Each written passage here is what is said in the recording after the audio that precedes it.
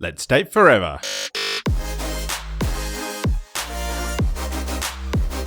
Here's your weekly dose of relationship fuel with Sammy and Nathan Yeager. Hello and welcome to Date Forever. In this week's episode, we're chatting about experiencing burnout and a loss of sense of self, finding passion, purpose and alignment in your career, and using your career to fuel and live the life you really want. But before we dive into that, Sammy, what's been fueling you up this week? I got really excited about some travel plans for 2024 this week. A little way off in the distance, isn't it? But still exciting. Yeah, it is. So in 2019, myself and a group of girlfriends took a bougie yacht trip in Croatia, and some of that core group are keen to do it again. So Yacht Week next year is looking like it's going to be Greece. And it's pretty exciting because we're starting to get to like the nitty gritties where we're about to put down a deposit. So I started to get excited about going on a big overseas trip next year. So it's feeling real. Yeah, it's feeling real. And it's just really nice to be planning a trip with friends. I'm really looking forward to it. So that definitely fueled me up. The other thing that really fueled me up was that I hit a roadblock early last week and I really wasn't sure what to do about it. And I went and saw a coach. I had a coaching session. And I know I'm being a little bit vague here, but it was in one of my most important relationships. So I don't feel like it's fair to then put it out on a podcast for the world to hear. But yeah, I had a really great coaching session, which helped me a lot. The coach has actually been on the Date Forever podcast, so you've all had a snippet of their wisdom anyway. But yeah, it just really reminded me how valuable it is to get another opinion and another point of view, and how difficult it can be to try and solve your own problems on your own inside the container of your life. So that really fueled me up, and I'm like most times when I engage a coach for a specific problem or a specific struggle or challenge, I'm very rarely, if ever, disappointed or regret that decision. So yeah, it's always such a shortcut for me, and just something that I found so valuable. So that really fueled me up. Yeah. And I know that some people lean on their friends and their network to try and help support through some of these things, but sometimes even they're too close to the situation or whatever, and so you need someone independent to really look at it objectively. Yeah. Yep. Totally unbiased opinion. Professional opinion. What about you, Nath? What fueled you up? So mine's kind of actually in line with this episode, talking about career and business. So last week I had quite a number of my team come from interstate, and yeah, so we just had a really good but really big week as well, building some stronger relationships, I guess, within the team, and doing a few social activities as well. Went out for drinks, and yeah, just had a really nice kind of career and business week last week. That's awesome. Yeah. So on that note, let's introduce this week's guest. Today we've got Janine Botha joining us. She is the go-to coach for women who work in corporate but lack confidence to achieve greater fulfillment and success both personally and professionally. With a rich background in human resources and having served as the Director of People and Culture for a major corporate entity, she draws on 20 years of experience to guide women towards confidence and success. Janine embodies her company's ethos: be bold, be brave, be you. Welcome to the show, Janine. Thank you so much. Thanks for having me, both of you. No worries. I'm looking forward to this because we know each other in real life. Exactly. Now we get to have a chat like this. It's fun. Yeah, and I just love handing the microphone to people who have subject matter expert in something that I have had a lived experience of. So that's always nice too. Yes. So this is a little bit of free therapy for me, I'm sure. Perfect. For both of us, I'm sure, Sammy, I'm sure. Yeah. So my hunch is that if you work with women in corporate who have had it swallow them, that's probably the experience that you had that led you to working in that space. Correct. And I didn't even know that it had swallowed me. I kind of found out by accident. And that accident was I was in the director role. So I kind of worked my way up pretty quickly over a 10-year period in the one company. but with lots and lots of takeovers and mergers and, they always change the culture, the essence of the business over time. The one constant I had was I had an amazing leader for 10 years. And so when he left, that was my opportunity to take the director role. And so there was the offer, go and apply for the director role, to which my response was, I'm not sure I want to be a director, to which the response back was, how do you know? So I applied and got it. Fair call, right? I got it. And we were sitting in the boardroom 2 years later and they were talking about the next takeover. And in the background, I had met Shane. We were very new in our relationship and we had, over a overnight camping situation, he had, I guess, spoken about the thought of going around Australia for 12 months, to which I laughed and said, I haven't worked this hard to give everything up. And in my head thinking, this is going to be a short relationship if he takes off around Australia. And then a couple of months later, sitting in that boardroom where the announcement was we're going to merge again. And in that moment, it was clear as daylight that I wasn't going to go through the next merger with everyone. And in that moment, I knew I was burnt out because I literally, as the people and culture director, couldn't ethically stand up in front of everyone and go, let's do this again. This is going to be great. Yeah, this is going to be so awesome. Look how great it's been over the last 6 times we've just done this, And I just truly felt in that moment like I just don't have the energy for this. I can't do it. So packing it all in and traveling around Australia started to look a little good? Yeah, literally. I went home that night and said to Shane, so what happened from that board meeting is I literally followed our CEO back into his office and then imagine this 6-foot whatever man towering over me and kind of turning around and seeing me there. And then I remember him clear as day saying, that face doesn't look good. And I just said to him, I'm not doing this with you. And he was looking at me going, not doing what? Hopefully. And I just said, I just can't do this. I think I need to resign, And I went home that night to Shane and said, hey, that conversation we had about travelling around Australia, to which I had poo-pooed it, he turned around and said, yeah. And I said, I think we should think about it because this is what happened today and blah, blah, blah. And there we go. So 3 months later, in August that year, we made it a reality and took off around Australia. So, all right. Yeah. So I need a few pieces of timeline for my visual brain. So you mentioned that you had just started sort of dating Shane. We met in November and the following August we were gone. And the decision was made in April. So, because I kind of had to tell everyone that the decision was made and I was definitely going. So then, Janine, give us some context in terms of, was that your last corporate job? Yes, that was my last corporate job. So I was very fortunate because we're talking about 2010, 2011, that the managing director kind of said to me, we'll keep your job open for when you come back in 12 months, to which I replied, I don't think that's very fair on the incoming HR director because that's a niche role and they need continuity. And then he said, well, are you interested in some contract work while you're traveling? To which I was like, I'd be stupid if I don't do this, right?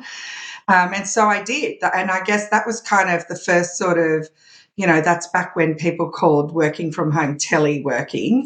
But I traveled around Australia doing a whole of company engagement survey and analysing the results and debriefing the leadership team around actions, next steps, etc., which gave me a really good income for a little while whilst we were travelling around Australia. So it was this perfect scenario that came out of saying, look, this is what I'm going to go and do. Yeah, awesome. So Janine, like you mentioned that this kind of crept up on you and you didn't realize that you were actually like experiencing burnout or that you were kind of fully consumed by your work. So I guess like what kind of happened over time that you started to realize that, actually this has been consuming more of me than I was actually willing to give? Yeah, I think that's a really great question. There was a couple of things.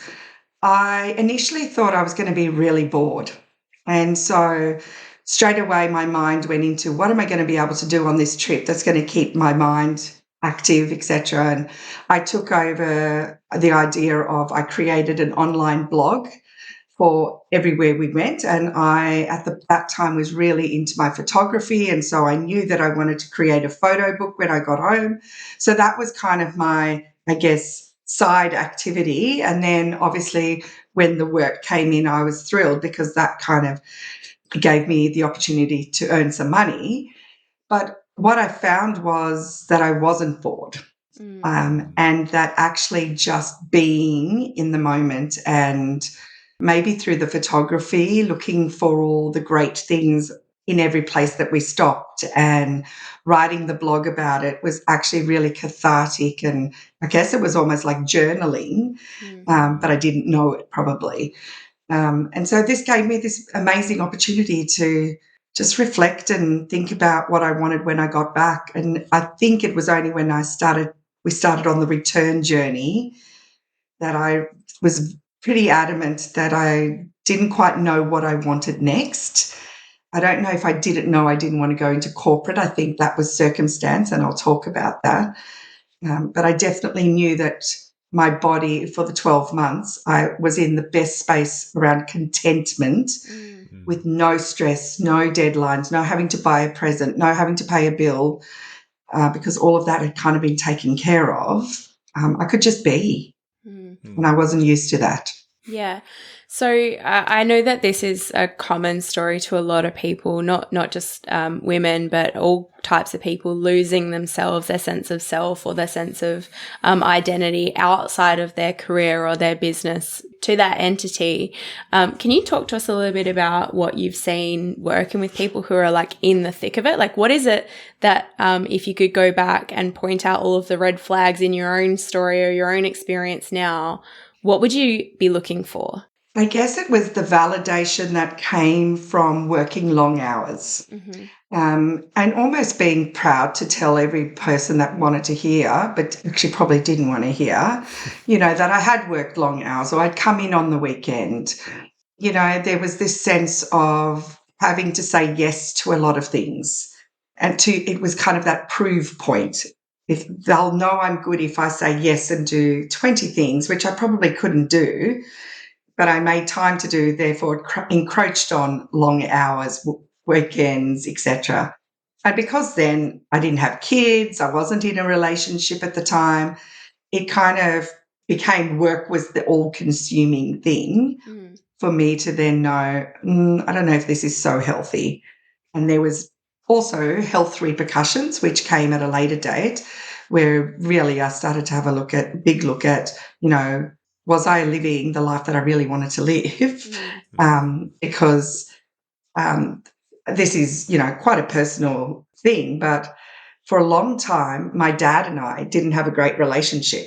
My mum and dad were married, and I didn't have a great relationship with my dad because I felt like growing up, the only conversation we could have was about work.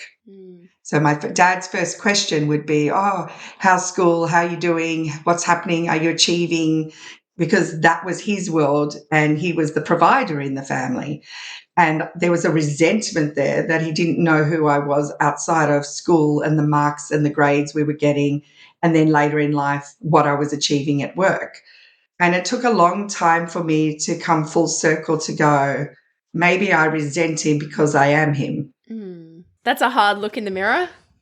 Hell yeah. Hell yeah. And there are qualities of that I'm forever grateful for, because he was an amazing provider and he wanted the best for us, and that's exactly the same now for me and my children. But I also don't want to miss out on life. Yeah. I think if anyone started on their personal development journey, you've uncovered the idea that we all have a fear that we're not enough or that we're not lovable in some way. And it's interesting the way that we go about appeasing those fears within ourselves with the, produce, create, achieve. And only then when I've done those things am I worthy of feeling loved or that I feel like I'm enough in some way. So it sounds like you really went on that journey for yourself. Yeah. And I think, I met Shane when I was 36. So, we were a late couple. He was 7 years younger at the time. And there was an interesting dynamic in that in itself, because we met by him being my personal trainer. I know, all the cliches. Well, it's saying that you were working so much, it was probably the only place you were going. Literally, right? And that was an interesting bit because that was for health reasons. So all this work I was really at the heaviest I've ever been at that time. And I knew that it was having health implications. I decided because, I'd reached the peak and I had great money, that I would change the way I worked. And so I invested in a personal trainer, going through a particular program to get my health back and to find me again in amongst the accolade of, oh, you're the people and culture director. And I was very conscious too at the time that I wanted to be a good role model for the people I was leading. And so there was this sense of concern and worry that if I role modeled working long hours, they would do the same. That if I didn't take care of myself, they would do the same. And I wanted them to understand that I didn't care what time they came into the office as long as they achieved the outcomes that we'd agreed. So I really changed the way I operated and worked because of my concern, which is very me, the concern for others. And it was a great opportunity for me to do so. And it just kind of all fitted in neatly as a way of me really changing and reflecting what I'd done. So it sounds like you'd already started your opportunity to refuel your relationship with yourself, and you're pouring into your own tank first before you went about quitting the job. It's not as if you let it hit full breaking point before you quit, which is what I did. I waited until I had nothing left really. And then very similar, I went overseas. Well, I freelanced for a minute, and then we went overseas for 3-4 months, and then Nath was preparing to go home because he had a job to go back to, and I did not. And I was really confronted with the fact that I didn't like the life that I was going to go back to, and I wasn't willing to recreate it in the same way. But it really did take me to hit like pretty empty in a lot of the different tanks of my life to recognize that I'd been pouring everything that I had into my career and business sort of tank, which was like I said to you before, like a hard look in the mirror of like, I made these choices. I allowed this to happen. I created this. Yeah, and I think we get better over time at knowing that we are about to make a wrong choice. And I talk about that because when we came back from our trip around Australia, first of all, we had to navigate some personal relationship issues because of the age gap. So Shane was very aware that I was heading close to 40, and he was only in his early 30s. He wasn't in his head ready for kids, but he knew I was. And so not because we didn't love each other, but because we had this thing in the middle that we didn't quite know how to navigate. We had to kind of figure that out and how that was going to work. And then the second part of it was when we decided to give everything a go and we moved to Newcastle, and I started to look around for HR manager or director roles. Obviously, at the time, Newcastle was very industrial relations focused because of the area that it's in. And yes, I can do it, but it's not my passion and it's not my purpose. And so I was very conscious of what impact will that have on our relationship and on me again. Because I've just had this amazing year off. We've explored the world, and then I'm going to go back into a job I don't like. And then it was like, no. And so I was really concerned. I was like, what am I now going to do? And it was just happenstance. I had a call from an Irishman called Basil, who was on the board of directors with me when I was the HR director. And he was an amazing mentor to me and a coach to me over many years. And he rang in his Irish brogue. I can't do an Irish accent, but you can imagine there were a lot of fucks in there, and said, I've got this opportunity. Do you want to come and do some consulting for me? Blah, blah, blah. And I said, I don't have a business. And he goes, it takes 5 fucking seconds. You ring and do this, right? I was like, okay. And that's kind of how I fell into my first company, was just simply because someone asked me to come and do some work. And then that kind of just grew over time. So, this year I think will be 13 years of BU Consulting in operation, and it's all been referral. So through that first 12 years of my life has brought me the second 12 years in not corporate world and owning my own business. Yeah.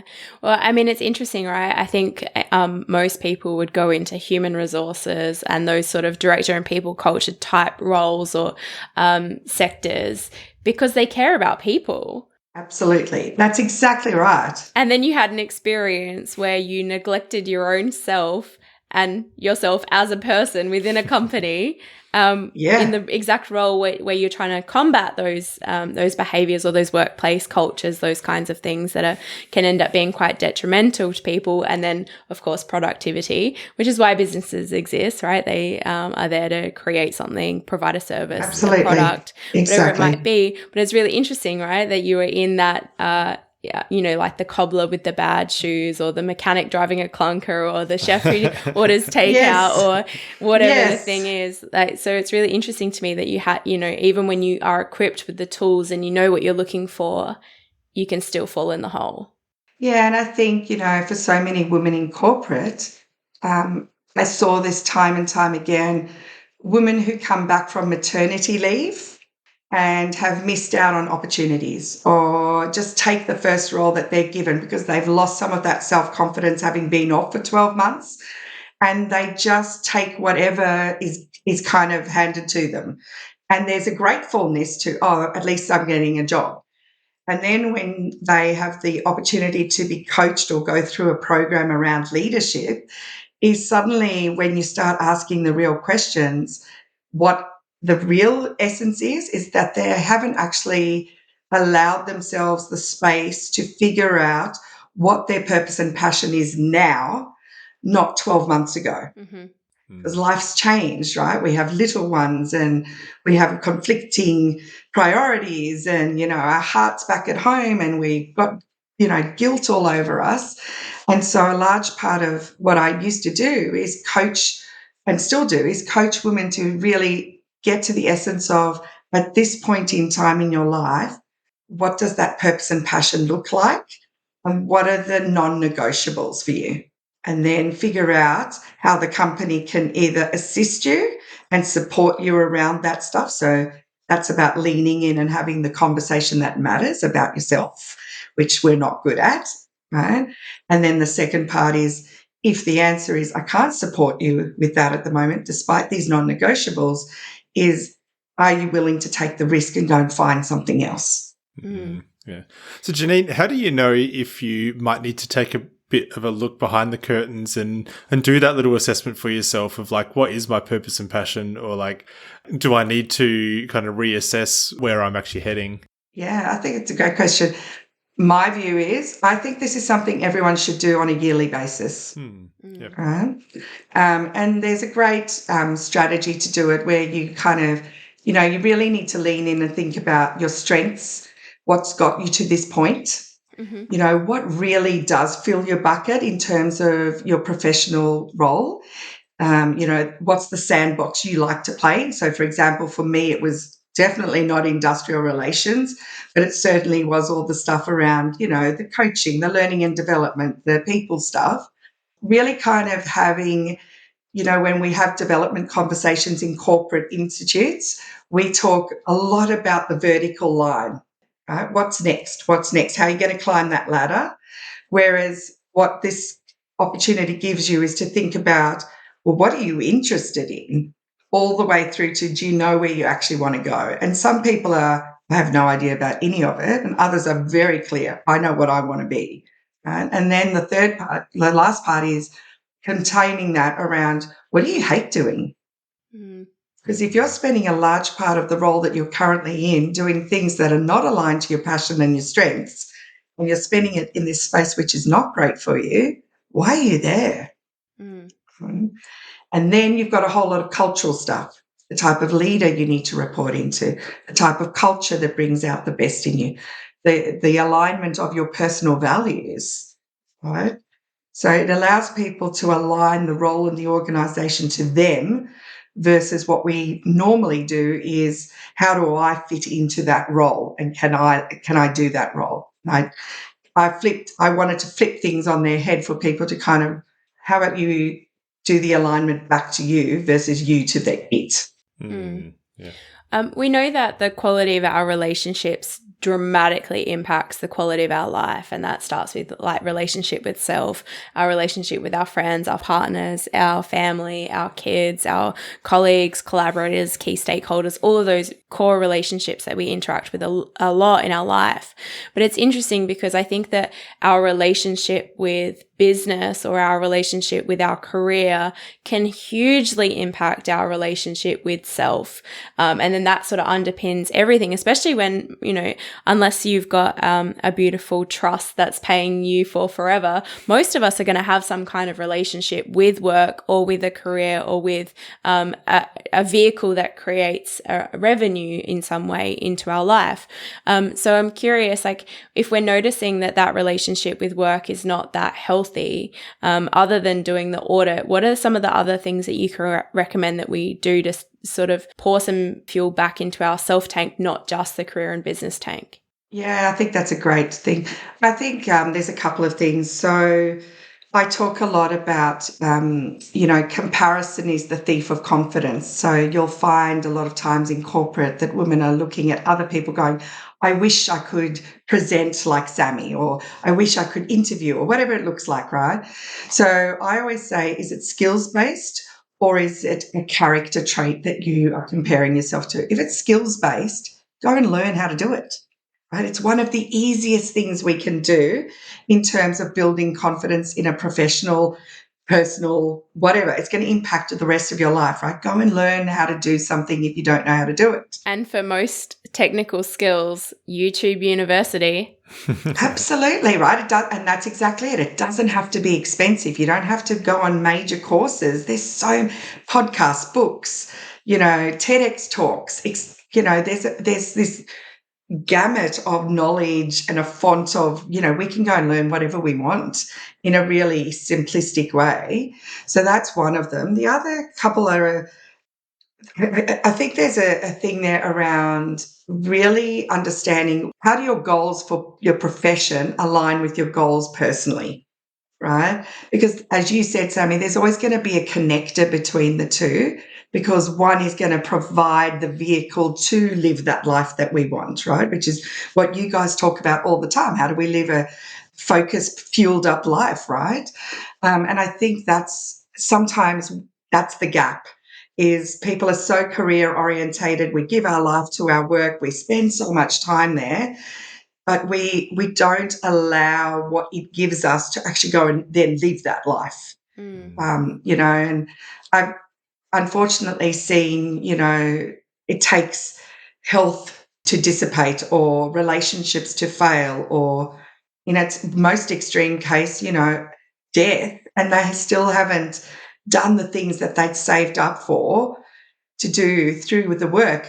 And it's just waiting there for retirement, or for, in 2 years' time when this kid is this much older, instead of we work to kind of fuel the life we want, so therefore live the life we want.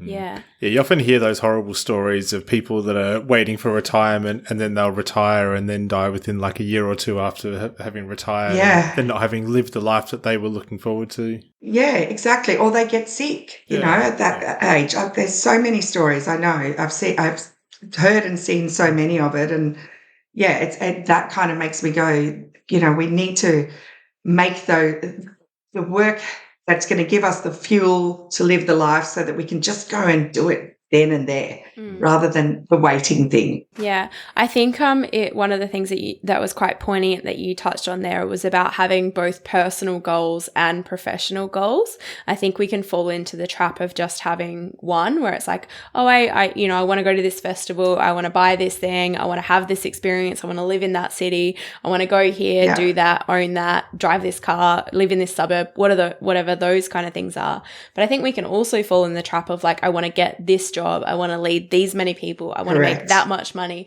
I want to like win this award, whatever the thing is. But I really do think that there's like a level of harmony. And I think if I was to go back and look at some of my own behaviors and how I was prioritizing all of my time, my money, my energy, all of the fuel that I was giving, very little of that was going towards like my personal goals, or most of it was going towards my professional goals.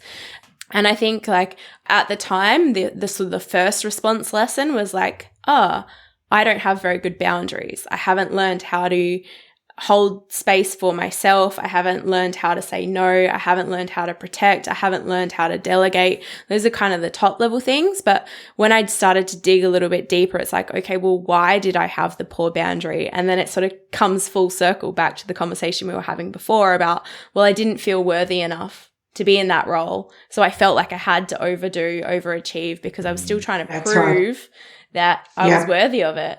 So I think there's like two parts here. It's like the this maybe two or three, the self-awareness to have like the personal and the professional relationships working well together. But then if there is a behavior where you're overfilling one tank and neglecting the other, like, well, why? Let's get curious. Why is that happening? Why are you doing that? That's exactly.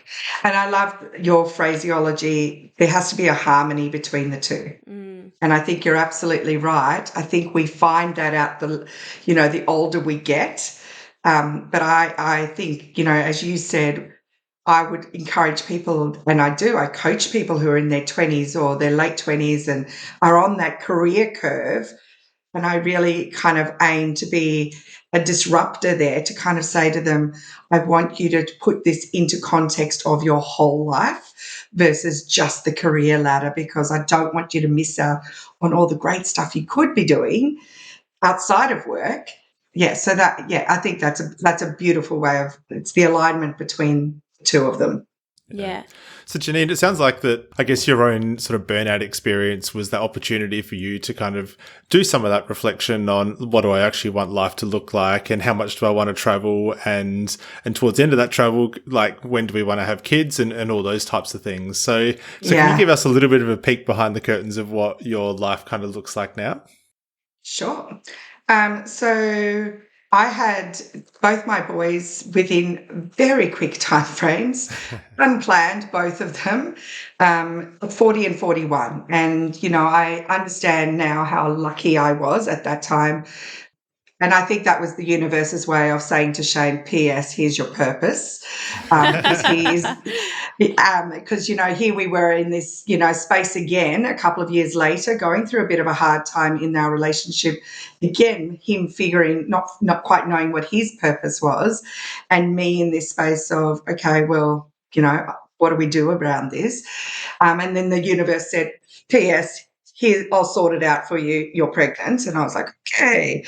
I think you might have had something to do with that. It wasn't Just all universe. I think the timing was the universe and the rest of it was us. That's right. Exactly. So, it was an interesting time in our lives. I just started my business.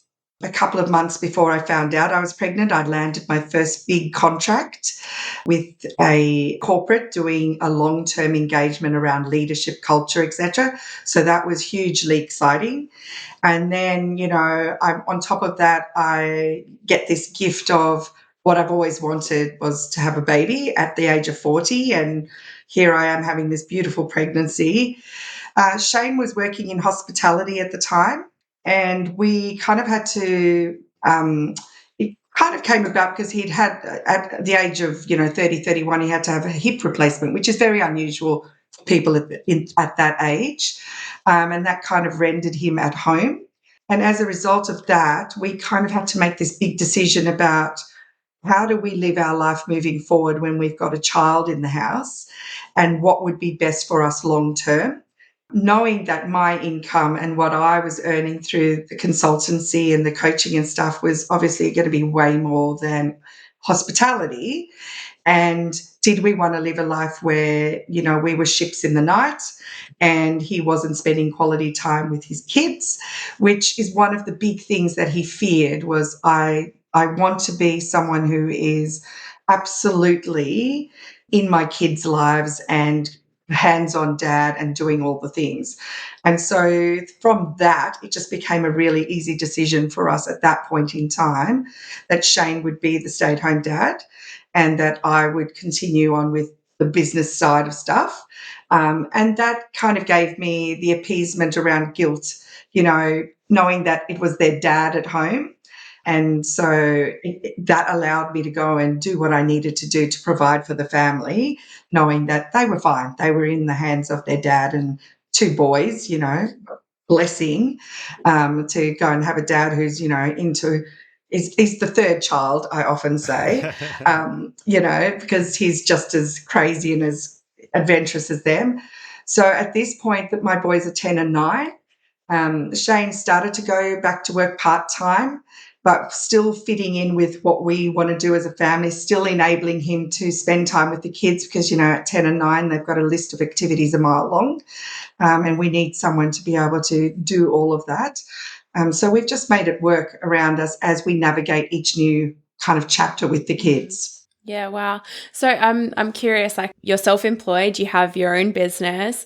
How do you now manage taking care of your relationship with yourself, your relationship with your husband, your relationship with your work and your clients and your business, your relationship with your kids? Like, what are some of the practical, tactical things that you're doing to keep those various fuel tanks fueled up? Yeah, I think that's really nice. And actually coming onto the podcast, I have to kind of say thank you because it allowed me to kind of sit in reflection. And I think when we're in the busy, here's me going into strategy meetings going, here's an hour of thinking and, pot calling kettle black. But it allowed me to kind of come up in the helicopter and have a look at our relationship and what we do well. And even tonight, just before I was reading through some things I'd written and said to Shane, I was asking him some questions to just kind of check in. And what I had was pretty much right. I think this is very controversial, but we've always lived by it. We come first. So, if we don't put the time and the effort into our relationship, then, it doesn't matter what's happening with the kids. It will fall apart, right? And that's often where relationships get that friction because, the mother's paying too much attention to the kids or, it feels like the father doesn't have that say or vice versa, right? So that was a very conscious choice by both of us to make sure that we are at the center of each other's worlds and then the kids fold into that beautifully. Yeah, I do know that is controversial. I wish that it wasn't because I look at one of the greatest gifts that I think any child could receive and it would be two parents, whatever that looks like, or two grown-ups that love each other and are modeling a healthy, happy, thriving relationship. And even if that doesn't last for forever, but that they're modeling that while it does and can look like that, I think that's one of the greatest gifts. And I do know that a lot of people really struggle to put their own romantic relationship ahead of their parenting responsibilities. And look, we don't get it right all the time. Of course we don't, right? But I think it has kind of been the foundation for it. And we try to uphold that. I mean, it's harder. The more the kids get older and you're being pulled in 20 directions, we find it harder to find that niche us time. But I think, like you said, Sammy, I think that's really important. I remember a friend was going through a really rough time in her relationship. And one of the girls in my tribe asked her this poignant question and it stuck with me. And I've always tried to think about it. And she said, what would, insert the child's name, what would he see when he looks at the two of you? And it's that looking up and seeing, as you said, the role modeling, because I think, especially probably for my age group and everywhere, your parents were either in relationships because they decided to stick with it for life, rightly or wrongly, right? Or you come from a separated family where you've then had the single parent or the extended family that way. And so I think there's a large part of that that kind of makes me go, what is it that my boys are seeing and what will they take with them into their relationships? I mean, that's a huge part of why we started this show, the Date Forever podcast, was so that we could get behind the curtains of people's lives and relationships and understand what is it that they're doing? What does their blueprint look like? Because a lot of us haven't seen that up close before. And how on earth do you go about creating it if we don't even know what it looks like or what the ingredients are? Yeah, and I think, just even the other stuff around, it doesn't have to be the conventional way, the stay-at-home dad thing.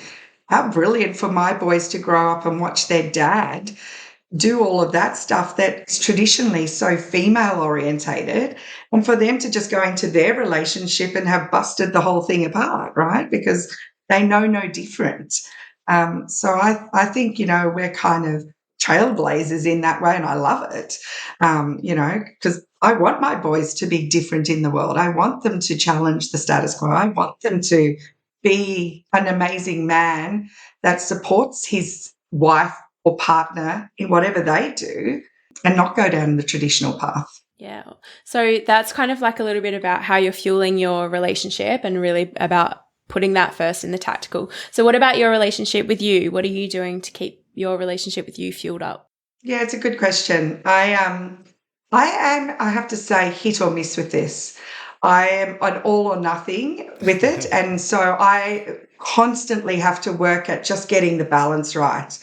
But there are things that I do this exercise with clients, and it's a really good way for me to kind of take note. So I tell them, how do you find me time on a daily basis? And for me, a daily basis is 5 minutes, 10 minutes sitting in the sun with a cup of tea. Then you expand it to the week, right? So for me, it's having a bath, right? So that's my luxury. Buying bath bombs, lying in the bath for me is just bliss, right? I put on music like podcast music for Bali, and then I pretend I'm in Bali, and I'm like, yes, right? Exactly. Yeah. So and then expand it out to monthly for me is about making sure I catch up with a girlfriend for coffee or one of the school mums, or that we have a dinner together somewhere, out all the way to for yearly for me, both Shane and I, especially pre-COVID, we are kind of building it back in this year. Both of us are allowed to go on a sabbatical. So Shane goes on a surfing trip, as he should, and I go on a retreat, wherever that looks like for me, right? And then we have the family holiday together for all the obvious reasons. I take all of January off. It's my 1 month where I absolutely schedule everything out so that we can either go camping or every second year we go overseas somewhere with the kids. We'll try to. So just, being quite methodical about some of the stuff. But if I don't, it's kind of like a goal, right? If I don't write it down and it's not in everyone's face, it doesn't happen. So I've kind of had to remind myself to do that again and put it back up on the fridge and put it back up on my mirror, just to remind myself, you have to do this first as well. Yeah. I appreciate your candor in owning that you haven't got it nailed, because I don't think most of us do.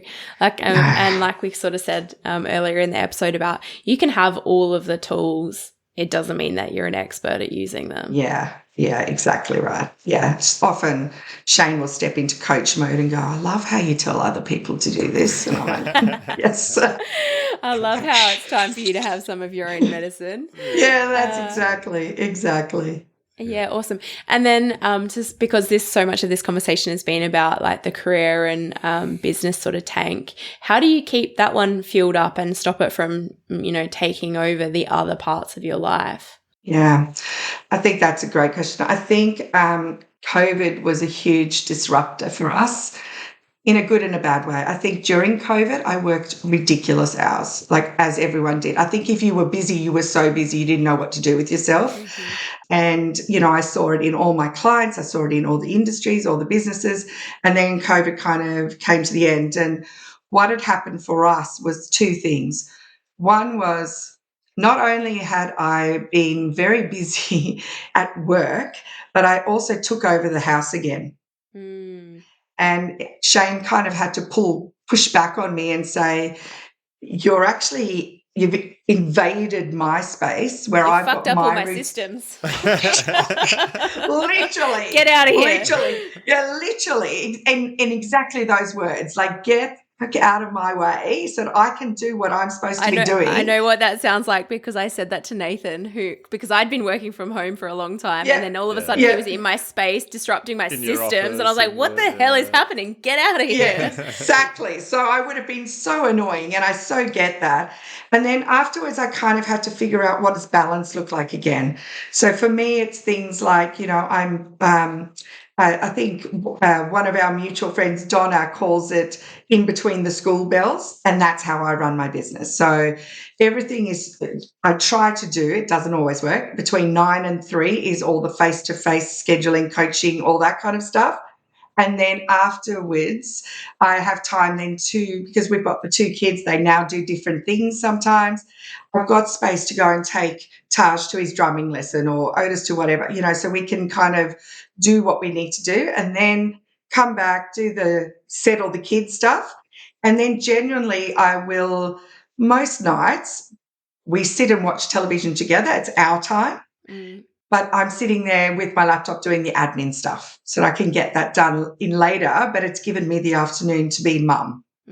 So that's how I've worked it now, and it seems to be working most of the time. But, it's always going to have peaks and troughs, and I'm okay with that. As long as I can see that there is an ebb and flow and I can gather my strength and my energy and stuff again. Yeah. I really like that you've shared that. I think it's really important to delineate that, because you do work for yourself, your business. Yeah. And I know a lot of people do have more flexible and agile working, particularly post global pandemic. But I think it's so beautiful that you're able to take those couple of hours chunk away from your business, and then you don't have any feelings about coming back to it later in the evening. I think sometimes we get a little bit fixated on when we should be working, and we've had like the 9 to 3 or the 9 to 5 thing drilled into us literally since we were 4 or 5 years old. That's the structure for your work. Exactly. Day. So I think it's really beautiful that you're acknowledging that doesn't work for me. What does work for me is doing up to 3, taking a few hours break, and then coming back to it in the evening. Yeah, perfect. Yeah, exactly. And I think too, I do need the reminders. Like even last weekend or the weekend before, Shane had to have a gentle conversation which started with "don't get the shits," and I was like, my back's already up, But what his conversation was about was exactly that reminder that I sometimes need, because then I can go down that drain hole into work. And it was like a Saturday morning. The boys didn't have a soccer game till midday, and I chose to fold the washing, do some work, etc. And when Shane came home later that day, because he'd been at bowls all day, and he asked the boys what they'd done in the morning, it wasn't anything with me. And Shane kind of said, I think you missed out on an opportunity to go and do something with quality time with the boys rather than the folding the washing, because it's not important, right? It can get done. And so that has kind of made me really rethink some of the things and how do I build in quality time? Because in his words, driving and dropping them at activities is not quality time. Right. And applying that to yourself too, that driving and dropping yourself to the gym or to work or your commute, that is not necessarily quality time with yourself.